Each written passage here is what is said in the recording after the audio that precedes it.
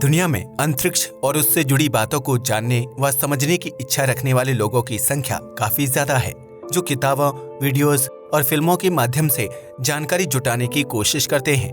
खास तौर से हॉलीवुड में स्पेस ट्रैवल से जुड़ी कई फिल्में बनाई जाती हैं, लेकिन कई बार उन फिल्मों में असल फैक्ट्स को नजरअंदाज कर दिया जाता है ताकि फिल्म की कहानी ज्यादा रोमांचक लग सके।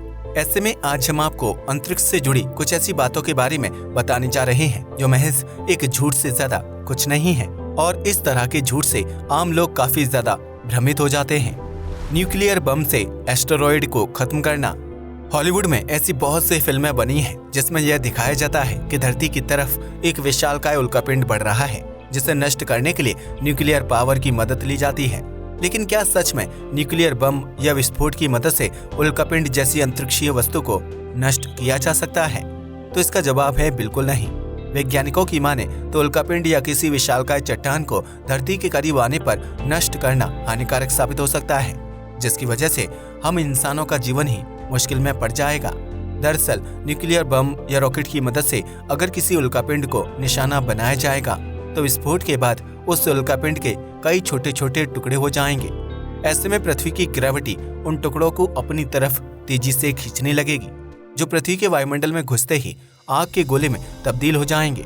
ऐसे में यह जलती हुई चट्टानें जब धरती के विभिन्न स्थानों पर गिरेंगी तो उनकी वजह से बहुत भयानक तबाही हो सकती है, जबकि सैकड़ों लोगों की मौत होना भी तय है। इस तरह की एक घटना इतिहास में भी हो चुकी है, जब अंतरिक्ष से गिरी जलती हुई चट्टानों ने उड़ने वाले डायनासोर्स का हमेशा हमेशा के लिए खात्मा कर दिया था। ऐसे में जब इन अंतरिक्षीय वस्तुओं से डायनासोर जैसे बड़े जीव नहीं बच पाए तो हम इंसान इनके संपर्क में आने से कैसे बच सकते हैं? यही वजह है कि वैज्ञानिकों का मानना है कि उल्कापिंड को न्यूक्लियर बम से नष्ट करने के बजाय उसकी दिशा को बदलने की कोशिश की जा सकती है, ताकि वह धरती से टकराकर किसी प्रकार का नुकसान ना पहुंचा सके। हालांकि वैज्ञानिक अब तक ऐसी टेक्नोलॉजी विकसित नहीं कर पाए हैं जिसकी मदद से उल्कापिंड की दिशा को बदला जा सके, लेकिन भविष्य में वैज्ञानिक इस तरह की टेक्नोलॉजी को विकसित कर सकते हैं जिससे धरती से उल्कापिंडों की टक्कर के खतरे को कम किया जा सकता है। हर धूमकेतु की नहीं होती है पूंछ। अंतरिक्ष में हर समय लाखों की संख्या में उल्कापिंड, शुद्ध ग्रह और विशालकाय चट्टानें एक जगह से दूसरी जगह ट्रेवल करते रहते हैं, जो मुख्य रूप से बर्फ, धूल, मिट्टी और गैसों से मिलकर बने होते हैं। ऐसे में जब ये अंतरिक्षीय वस्तुएं धरती के करीब आती हैं तो उनके ऊपर सूर्य की रोशनी और गर्मी पड़ने लगती है। ऐसे में उन उल्कापिंडों और चट्टानों में मौजूद गैस और बर्फ सूर्य की गर्मी की वजह से पिघलने लगती है, जिसकी वजह से उनके अंत में एक पूंछ जैसी आकृति बन जाती है।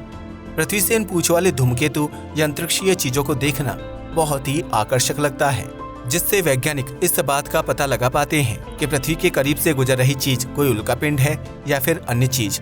लेकिन इसका ये मतलब नहीं है कि अंतरिक्ष में घूमने वाली चट्टानों और उल्कापिंडों की पूंछ होती है, क्योंकि यह तभी संभव हो पाता है जब वह चीज सूर्य के नजदीक आती है और सूर्य की गर्मी की वजह से उसकी बर्फ और गैस पिघलने लगती है। वहीं हमारा सौरमंडल इतना बड़ा है कि कुछ ग्रहों तक सूर्य की रोशनी और गर्मी ना के बराबर पहुंचती है, जिसकी वजह से उन ग्रहों के आसपास घूमने वाले उल्कापिंडों और चट्टानों पर मौजूद बर्फ व गैस कभी भी पिघलती ही नहीं है।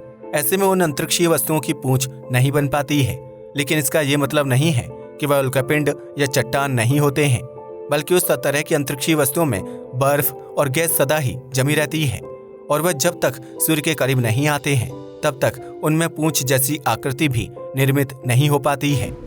सूरज है आग का जलता हुआ गोला। आपने अक्सर लोगों को यह कहते हुए सुना होगा कि सूरज एक जलते हुए आग का गोला है जो आग बरसाता है और खूब गर्मी पैदा करता है। लेकिन हम आपको बता दें कि सूरज एक आग का गोला नहीं है, बल्कि ये हमारे सौरमंडल का एक केंद्रीय तारा है। दरअसल सूर्य में न्यूक्लियर फ्यूजन की प्रक्रिया चलती रहती है, जिसकी वजह से सूर्य के अंदरूनी और बाहरी सतह का तापमान बहुत ज्यादा गर्म हो जाता है। इतना ही नहीं, न्यूक्लियर फ्यूजन की प्रक्रिया की वजह से ही सूर्य बहुत ज्यादा मात्रा में ऊर्जा पैदा करता है, जो धरती या अन्य ग्रहों तक गर्मी के रूप में पहुंचती है। यह ऊर्जा धरती पर मौजूद इंसानों और पेड़ पौधों के लिए जीवनदायक साबित होती है, जिससे पेड़ पौधों को भोजन बनाने में मदद मिलती है। इसके अलावा इंसानों को सूर्य की रोशनी से विटामिन डी मिलता है, जबकि शरीर को गर्म रखने के लिए पर्याप्त गर्माहट भी मिलती है। आपको बता दें कि आग को जलने के लिए ऑक्सीजन की जरूरत होती है, जबकि सूर्य या फिर अंतरिक्ष में ऑक्सीजन की मौजूदगी ना के बराबर है। ऐसे में अगर सूर्य एक आग का गोला होता तो उसमें आग जलने के लिए ऑक्सीजन की जरूरत होती, जो कि अंतरिक्ष में नहीं है। यही वजह है कि सूर्य को उसकी गर्मी और चमकीला रंग न्यूक्लियर फ्यूजन की प्रक्रिया की वजह से मिलता है, न कि सूर्य की सतह पर आग जलने की वजह से। इसलिए अगर आगे से कोई आपको बोले कि सूर्य एक आग का जलता हुआ गोला है, तो आप उसको इसके पीछे की असल सच्चाई बताना बिल्कुल मत भूलना। प्रकाश की गति है सबसे तेज। इस ब्रह्मांड में प्रकाश की गति को सबसे तेज माना जाता है, जिसकी रफ्तार 3 लाख किलोमीटर प्रति सेकंड होती है। इस स्पीड के साथ अगर कोई स्पेसक्राफ्ट ट्रैवल करेगा तो उसे दूसरे ग्रहों तक पहुंचने में काफी कम समय लगेगा। लेकिन प्रकाश की यह गति सिर्फ स्पेस के वैक्यूम में ही सीमित रहती है, क्योंकि जब प्रकाश हवा या पानी जैसी दूसरी किसी चीज के संपर्क में आता है तो उसकी रफ्तार अपने आप कम हो जाती है। यही वजह है कि पानी के अंदर प्रकाश की गति धीमी हो जाती है, जिसकी वजह से समुद्र की गहराइयों में प्रकाश नहीं पहुंच पाता है और वहां अंधेरा ही रहता है। ठीक इसी प्रकार हवा भी प्रकाश की गति को धीमा कर देती है, जबकि वर्तमान समय में वैज्ञानिकों ने ऐसी टेक्नोलॉजी विकसित कर ली है जिसकी मदद से प्रकाश की गति को धीमा किया जा सकता है। लेकिन बहुत से लोगों का मानना है कि इस ब्रह्मांड में प्रकाश की गति ही सबसे तेज है, जो कि एक भ्रामक मिथ है। गैस से नहीं बने होते हैं सभी ग्रह। ये तो हम सभी जानते हैं कि सौरमंडल में आखिर के 4 ग्रह विभिन्न गैसों से मिलकर बने हुए हैं, जिसकी वजह से इन ग्रहों का वायुमंडल बहुत घना होता है। लेकिन हम आपको बता दें कि बृहस्पति, शनि, यूरेनस और नेपट्यून जैसे चारों ग्रह सिर्फ गैसों से मिलकर ही नहीं बने हैं, बल्कि इनका कोर सॉलिड है। इससे यह पता चलता है कि यह गैसीय ग्रह पूरी तरह से गैस से नहीं बने हुए हैं, बल्कि इनके कोर में ठोस चीजें मौजूद हैं। ऐसे में अगर आप यह मानते हैं कि इन चारों ग्रहों में सिर्फ गैस मौजूद होगी, तो आपका अनुमान थोड़ा सा गलत है। एस्टेरॉयड बेल्ट स्पेसक्राफ्ट को पहुंचाती है नुकसान। मंगल और बृहस्पति ग्रह के बीच एक एस्टेरॉयड बेल्ट मौजूद है, जहां छोटे बड़े आकार की चट्टानें और उल्कापिंड ट्रैवल करते रहते हैं। यह बेल्ट सौरमंडल के चट्टानी और गैसीय ग्रहों को अलग करने का काम करती है। लेकिन इस बेल्ट को लेकर कई लोगों का मानना है कि यहाँ दाखिल होते ही स्पेसक्राफ्ट नष्ट हो जाते हैं। ये बात सच है कि एस्टेरॉयड बेल्ट में उल्कापिंड और चट्टानों की मात्रा काफी ज्यादा है, लेकिन यह अंतरिक्षीय वस्तुएं एक दूसरे से काफी दूरी पर मौजूद होती हैं। ऐसे में अगर कोई स्पेसक्राफ्ट एस्टेरॉयड बेल्ट में दाखिल हो जाता है, तो यह जरूरी नहीं है कि उसकी टक्कर किसी उल्कापिंड या चट्टान से हो जाएगी। अगर स्पेसक्राफ्ट को धीमी गति के साथ आगे बढ़ाया जाए तो उसे उल्कापिंडों और चट्टानों से टकराने से बचाया जा सकता है। इसलिए ये कहा जा सकता है कि एस्टेरॉयड बेल्ट में जाने वाला हर स्पेसक्राफ्ट नष्ट नहीं हो सकता है, क्योंकि इस बेल्ट में उल्कापिंड और चट्टानें एक दूसरे से काफी दूरी पर मौजूद होते हैं। स्पेस में भारहीनता होती है महसूस। अंतरिक्ष एक ऐसी जगह है जहां भार महसूस नहीं होता है, क्योंकि वहां किसी प्रकार की ग्रेविटी मौजूद नहीं है। लेकिन इसका ये मतलब बिल्कुल नहीं है कि इंसान को स्पेस में जाने के तुरंत बाद भारहीनता महसूस होने लगेगी, क्योंकि इसके लिए कई प्रकार के नियम लागू होते हैं। दरअसल स्पेस में भारहीनता का एहसास एक पॉइंट के बाद होता है, जबकि रॉकेट के अंदर मौजूद रहने की स्थिति में भी इंसान को पृथ्वी की ग्रेविटी का हल्का एहसास होता रहता है। ऐसे में अगर आप पृथ्वी से 250 मील की ऊंचाई पर मौजूद होंगे और 17,500 मील प्रति घंटे की रफ्तार से पृथ्वी का चक्कर लगाएंगे, तो आपको उस स्थिति में भारहीनता का एहसास होगा। आपको ऐसा महसूस होगा कि आपका शरीर बिल्कुल हल्का हो चुका है और आपके ऊपर किसी भी प्रकार का बोझ नहीं है।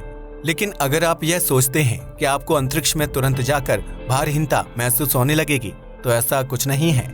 अनगिनत नहीं होते हैं आसमान में तारे। रात के समय आसमान की तरफ देखने पर आपको तारे ही तारे दिखाई देते होंगे, जिन्हें गिन पाना इंसान के लिए संभव नहीं होता है। यही वजह है कि कई लोग यह मानते हैं कि आसमान में अनगिनत तारे होते हैं जो अपनी रोशनी से रात को खूबसूरत बनाते हैं। लेकिन हम आपको बता दें कि इंसान की आंखें एक समय में अप्रॉक्स 3000 तारे देख सकती हैं, क्योंकि इससे ज्यादा तारों या उनकी रोशनी को देख पाना इंसानी आंख के लिए संभव नहीं हो पाता है।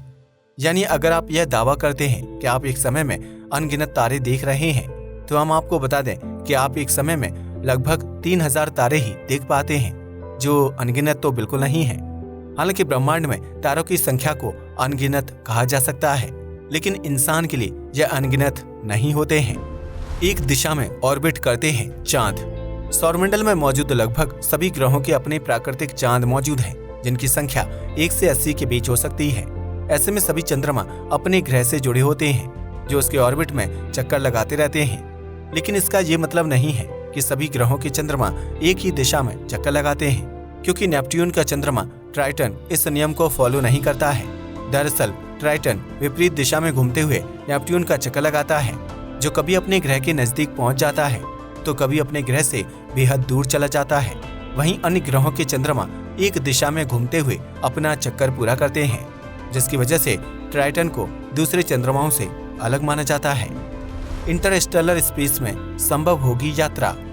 किसी भी दो तारामंडलों के बीच मौजूद खाली और ठंडी जगह को इंटरस्टेलर स्पेस के नाम से जाना जाता है, जहां अभी तक सिर्फ 2 स्पेसक्राफ्ट पहुंचने में सफलता हासिल कर पाए हैं। ऐसे में हॉलीवुड फिल्मों में अक्सर यह दिखाया जाता है कि वैज्ञानिक आधुनिक स्पेसक्राफ्ट में बैठकर इंटरस्टेलर स्पेस तक पहुंच सकते हैं, जिसे सौरमंडल का आखिरी छोर कहना गलत नहीं होगा। लेकिन हम इंसान अभी इतनी तरक्की नहीं कर पाए हैं कि दूसरे ग्रह तक पहुंच पाना भी हमारे लिए संभव नहीं है। ऐसे में हम इंटरस्टेलर स्पेस तक पहुंचने के बारे में सोच भी नहीं सकते हैं। इस जगह पर अभी तक सिर्फ 2 स्पेसक्राफ्ट ही पहुंच पाए हैं। फिर हम इंसान इस जगह तक कैसे पहुंच पाएंगे? अगर किसी वजह से हम ऐसा स्पेसक्राफ्ट बना लें जिसमें बैठकर हम इंटरस्टेलर स्पेस तक पहुंच जाएं, तो भी हम इंसान इस चुनौती को पार नहीं कर पाएंगे। दरअसल इंसान की औसत उम्र 80 साल तक होती है, जबकि इंटरस्टेलर स्पेस इतनी दूरी पर मौजूद है कि वहां तक पहुंचने में हजारों सालों का वक्त लग जाएगा और उस वक्त तक इंसान की मौत हो जाएगी। इसलिए ये कहना गलत नहीं होगा कि इंटरस्टेलर स्पेस में पहुंचना फिलहाल इंसानों की बस की बात नहीं है और यह महज एक मिथ है।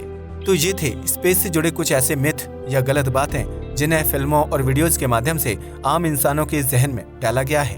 आज के लिए बस इतना ही। वीडियो पसंद आया तो इसे लाइक और शेयर करें। धन्यवाद।